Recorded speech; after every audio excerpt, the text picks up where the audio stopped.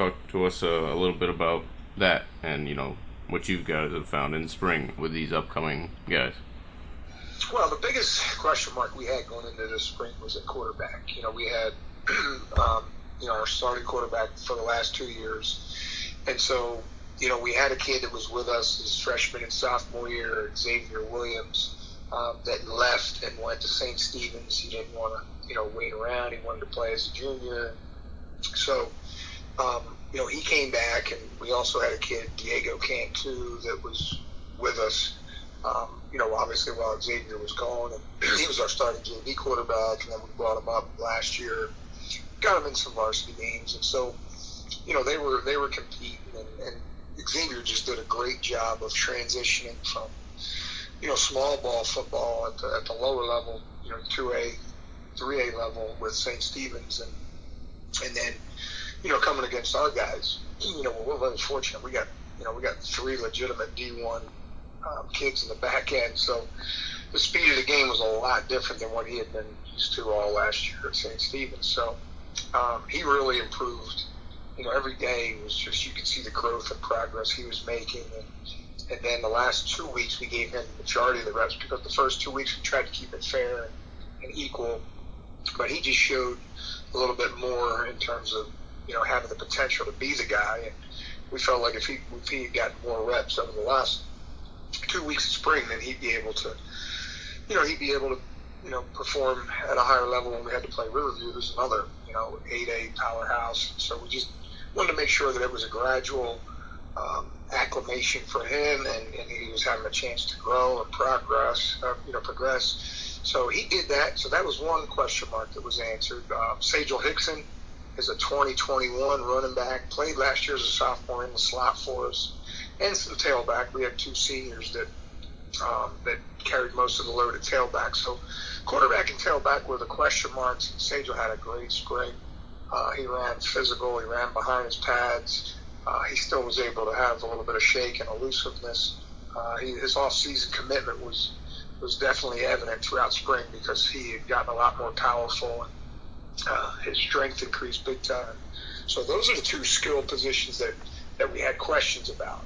Obviously, we have a lot of skilled players coming back with a lot of experience on both sides, on the back end, on the defensive side of the ball, and then at receiver. Basically, all of our receivers have been starting since their sophomore year. So that wasn't a question mark. We knew they could play, and we knew at the level that they could perform at. So that really wasn't much of an issue in terms of our skilled guys. Gotcha. Okay. Well, yeah, that's good to hear that you got some returners and some loyal guys that will still perform. Is it on both ends for you guys too? You've got our whole secondary, Damon Hill, Ellison Bradley, Raekwon Crawford, Mike Goff. They all started last year along with Davian Cummings. So we basically have a nickel. We have a dime package with all kids that started at least last year, and most of those guys started since their sophomore year. So the back end is very experienced, very athletic, just big time playmakers. And then offensively, LeJonte Wester, Kobe Mays, and Adravian Butler all have played and started since their sophomore year. So again, we know how explosive those guys can be whenever the ball's in their hands. LeJonte had 3 kick returns for touchdowns, 3 punt returns, and had a nice return against Riverview on a punt return. So, like I said, we're deep, we're experienced, and very explosive in our skill positions. So, we're fortunate in that regard, and we have a couple of offensive line spots that we need to fill. That was the other big question mark going into spring was, who was going to fill the void of an all-state player and Ethan Ingham, and then our starting center for the last 2 years, Luke Gullett. And so those 2 spots were key positions that we needed to evaluate and prepare for replacements this spring. And we feel like we have probably 4 guys fighting for those 2 spots, and it's going to be a fun summer to watch those guys continue to work hard and compete and try to solidify themselves as those two starter linemen that we need. Okay, and so as far as juniors go, how many of those guys are out of those guys that you mentioned are returning to the junior and senior ratios? Well, again, the class of 2020, so juniors that are going to be seniors. Yes, sir. On offense, we have Lee Matthews. He's a top prospect. So on the offensive line, he's that guy returning for us. At receiver position, LaJohntay Wester, Kobe Mays, Adravian Butler is a receiver / running back. So those guys will be returning. So we have four, big time guys started since their sophomore year, returning on offense. And then, guys like Sajal Hickson and and Jay West as a lineman. Ryan Cotton started for us last year as well. So, we have two full-time starters, and Ryan Cotton and Lee Matthews. Lee Matthews started since his sophomore year. And then Jay West played, he started in 2 games last year, played significant amount last year as a junior. So he's another rising senior. Defensively, Matt Wyatt, Michael Brown. Matt Wyatt was a lock, solid starter since his sophomore year. Then we moved him from D-line to linebacker. Kendall Reynolds started for us last year. Michael Brown played significantly. So we have those rising seniors along with the secondary that I already mentioned. And Raekwon Crawford, Damon Hill, Ellison Bradley, Mike Goff, Davion Cummings are all guys that started at least 3 games, and there was a rotation there throughout the season, so they're all very well experienced guys on the back end. And then Floyd Dozier, who was a starter as a sophomore, he's a class of 2021. The rising juniors that we're going to be counting on heavily is Floyd Dozier right up the middle, our D tackle. He's already getting Division I offers. Sajal Hickson, again, he's going to have to be that bell cow at running back for us. He's a class of 2021, and he's got offers. We have a young corner in L.J. Hewitt. I think he's going to provide some depth for us and give us some options defensively to do some different things with some of our DBs, making some adjustments from corner to safety with one of our DBs, with one of our corners. So those are our class of 2021s that we're really looking for production out of this season. Okay, good to hear. You guys got a extensive list to work with at your expense and reliability wise. And so all for almost a decade that you've been mentoring the Tigers, right? 2010. Yes. Yep. Okay. What's been the main takeaway for you in coaching up playmakers and maximizing their ceiling of success for this team? Well, it's been a process. Like I said, it started actually 12 years ago.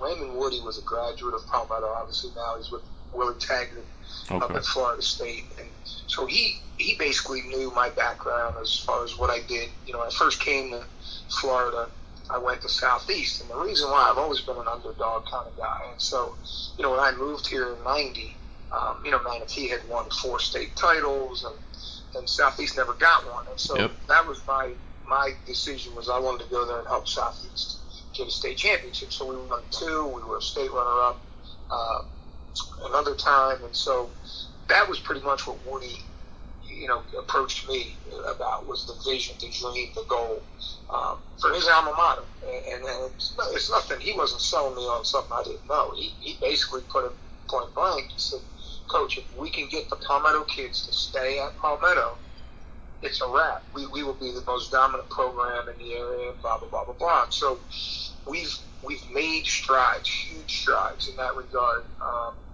When you think about all the great players that Manatee had for so many years, they were all Palmetto kids. Starting with Willie Taggart and Tommy Frazier.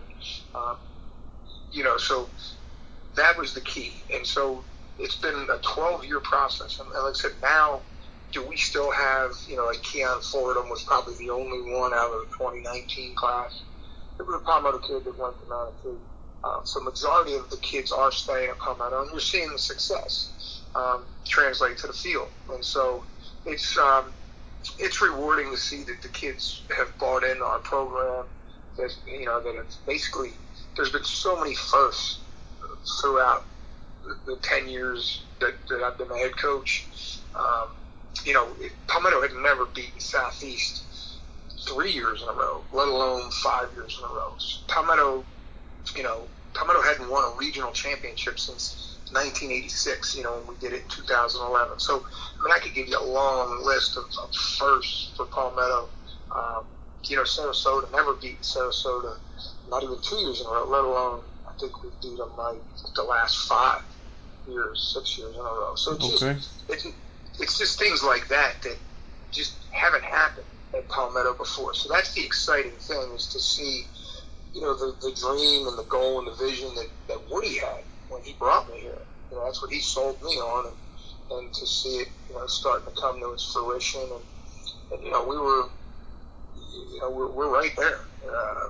Year in and year out, we're beating perennial powerhouse programs, championship programs. We've been champions, and so we're excited for this group, because this one really, out of all the years, this is probably the most talented group that we've had in the 10 years that I've been the head coach. So that would be something special to see these kids really, fulfill and check all the boxes.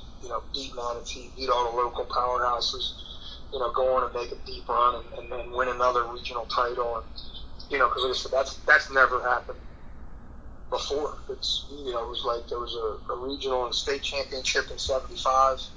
There wasn't another regional title until 86. And so, and then one in 2011. So we can manage to get to that level of success again in a shorter amount of time. Again, it's just all part of where Palmetto is nowadays compared to where they were.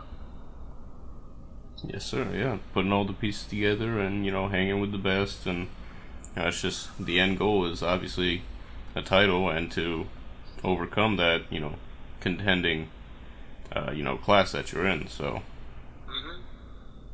definitely been major strides, and with that being said, what are you guys doing as a whole in all of this to prepare and produce those athletes that are filling those big shoes year in and year out?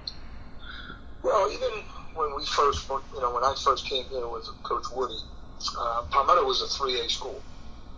Playing Cardinal Mooney, playing in that 3A smaller classification. Gotcha. And even at that point, I said, and I told Woody, I said, hey, if you want to do this, this is the goal, this is the dream. If the ultimate goal is to be a perennial big boy powerhouse program, I said, you got to play them. And so we did. We immediately put Riverview on the schedule, Sarasota on the schedule. Palmetto had always played Manatee, but that was pretty much it. That was like the big marquee game. Southeast and Manatee were the only two big boy powerhouses Palmetto played. So we went out and put Riverview, we put Sarasota, we put Venice, we put the bigger schools on there as well. And it was a process. And you stand toe to toe, you get beat, but you don't get beat bad, and you show kids that you're this close and this is what it's going to take. And so you just got to continue to embrace the process. And so now beyond doing that and the success we've had against the Sarasotas and the Riverviews, and we've expanded it to Fort Myers, or we've expanded it to Lake Gibson. We've expanded it to, okay, where's the powerhouse programs, in the different pockets, So obviously you got Lakeland and Lake Gibson were standing toe to toe for years there. So, we played Lake Gibson in the last 2-year deal and beat them both years. Fort Myers was always the perennial. Fort Myers coming out of the Lee County area. So we went and beat them twice. And so, that's what we've tried to do, as we became locally, more known and respected. We just tried to continue to take on bigger and more reputable perennial powerhouse programs. And so, we've done that, and we're going to continue to do that. Like I said, now this next 2-year deal, we're playing Tallahassee Lincoln. So when you think about the Panhandle, you think about Tallahassee area, you can't help but say, Lincoln High School. It's just it is what it is. They have the respect and notoriety of being a perennial football powerhouse. So we're just going to continue to do what we've been doing. Our kids love it. They love the challenge, and that's why they decided to stay. If you're coaching your kids up and you're playing a big time schedule and you're winning more games than you're losing, you can win a championship and you're winning playoff games, you create excitement. And then the final piece is if you're holding them accountable and you're putting structures in place to make sure that they're successful as students as well as athletes, and then you can help them get college scholarships. What else would a parent need? We fundraise. We try to give them all the gear that everybody else gives. So you got gear, you got facilities, you got wins, you got post high school opportunities being created. So anything you'd ever want for your child, if we can provide it, then why wouldn't you stay? And so it's been a process, and there's multifaceted part of the process. And there's a lot that needed to be done. There's a lot of structures and systems that had to be put in place. And so, like I said, that's what we've done, and we've built a program. And now it's just a matter of continuing to grow the program. The program's built. There's no doubt about that. Yeah, no, it sounds, it's just undeniable that you brought out the best in every aspect, and obviously, that's what everyone tries to do, upon your arrival, just baby steps from there and, move into the bigger transitions that's going to do that the most efficiently and successfully, which you guys have done, so. Probably the only regret I have is when we made the progress and we were making the transition. We went from 3A to 4A to 5A. We were 1 yard away from the dang state title in 5A. 2011, and then 2012, and then 2013, 2014. Instead of moving to 6A, we bypassed 6 and went straight to 7A. And I think, in hindsight, we probably should have stayed 6A. The reason why we made the decision is because at that point, Lakewood Ranch still wasn't not very good. Braden River wasn't very good. We had been beating Sarasota pretty good. And so Sarasota, Lakewood Ranch, and Braden River weren't going to play us. So we were going to lose a lot of our local hype games and big money gate games.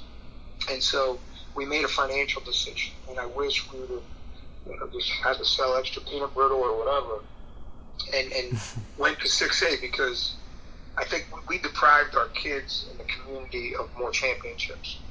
I think if we would have went into that 6A, especially now, when you look at the 6A district, they would have been St. Pete High. We beat St. Pete High bad 2 years in a row, and they were district champs. And, or Pinellas Park, or, these teams that we beat in Pinellas County, we would have been in that 6A Pinellas County district.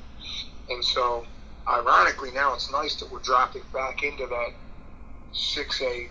But we're not even in that 6A district. They created another 6A district down here, encompassing Charlotte County and then us, as opposed to back then. We were definitely going to be in the Pinellas County 6A district. And like I said, it would have been great, because games that, teams that we played and beat, they would have been for district championships. And so, that's probably the only regret I have over being the head coach for the last 10 years is, instead of thinking like an AD and thinking financially, I should have thought about just as a football coach and what's best for the team as opposed to what was best for us as a school and so financially.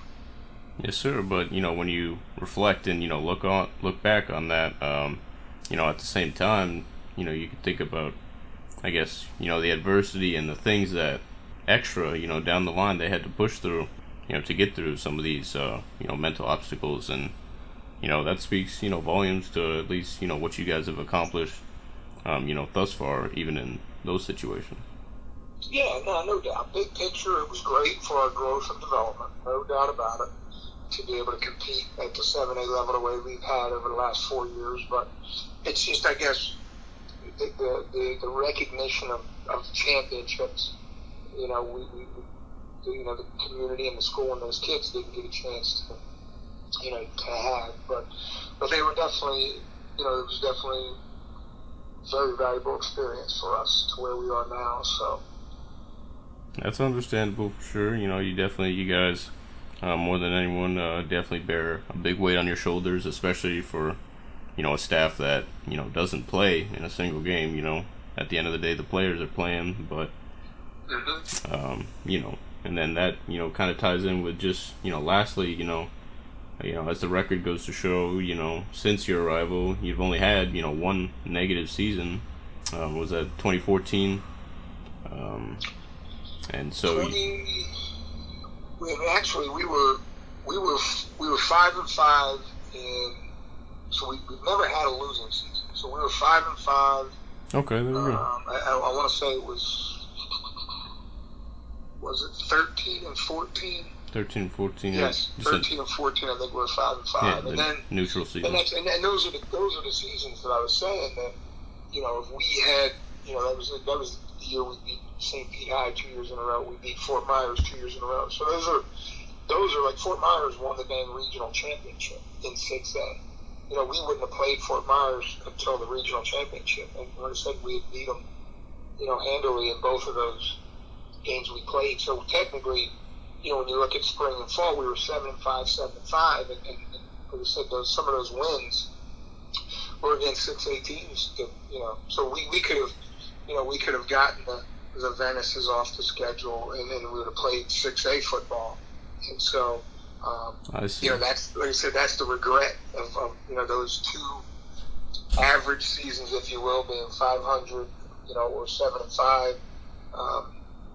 If you count the spring and fall, that was, like I said, that was a regret. That we just didn't, we didn't continue the 12-2, the 10-3, and right into 6A, and we could have maintained the 10, and 10, 11, 12 wins, and maybe, like I said, regional championships and fighting for state titles, because that's what that's where we wanted to be. That was, like I said again, when Woody told me, when he asked me to come here, it was like, hey, what you did at Southeast and wherever you've been, that's what we want, and we're there, and it's just, those 2 years we got knocked out in the first round to Eastlake. And again, they're beating everybody by 40, and we lose, 13-12. And we had 2 missed extra points.